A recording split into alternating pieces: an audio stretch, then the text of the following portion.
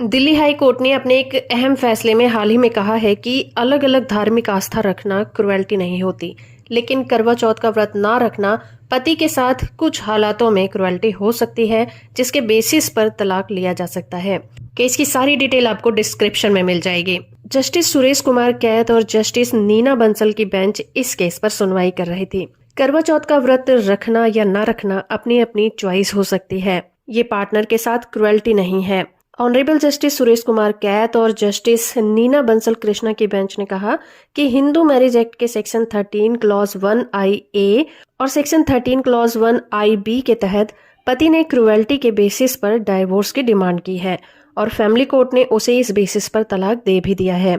इस फैसले से नाराज होकर पत्नी हाई कोर्ट में अपील करती है। मामले को देखें तो दोनों की मैरिज 2009 में हुई थी और दोनों 2011 में अलग भी हो गए। वाइफ की अपील को रिजेक्ट करते हुए कोर्ट ने कहा कि पति ने ये साबित किया है कि पत्नी ने उसके साथ क्रुएल्टी की है, क्योंकि वाइफ 2010 में पति को छोड़कर चली गई थी और 47 दिनों के बाद घर वापस आई। उसके बाद जब पति को स्लिप डिस्क हुआ तो उसने पति की केयर करने के बजाय माथे से सिंदूर हटाकर घर में विधवा की तरह घूमने लगी, जो ये साबित करता है कि उसे अपनी शादी की या फिर अपने पति की परवाह नहीं थी और सिर्फ मोबाइल रिचार्ज ना करवाने पर करवा चौथ का व्रत रखने से उसने मना कर दिया। ये सारी बातें साबित करती हैं कि प्रेम और सम्मान के प्रतीक रीति रिवाजों की परवाह कभी भी पत्नी ने नहीं की। पत्नी का इरादा कभी भी शादी को निभाने का नहीं था और एक पति के लिए ये सबसे ज्यादा दुखदाई होता है कि जब वो जिंदा बैठा हो और बहुत ही गंभीर रूप से बीमार हो और उसकी पत्नी विधवा की तरह उसके सामने आए। ये सारी बातें साबित करती हैं कि पत्नी ने पति के साथ क्रुएल्टी की है।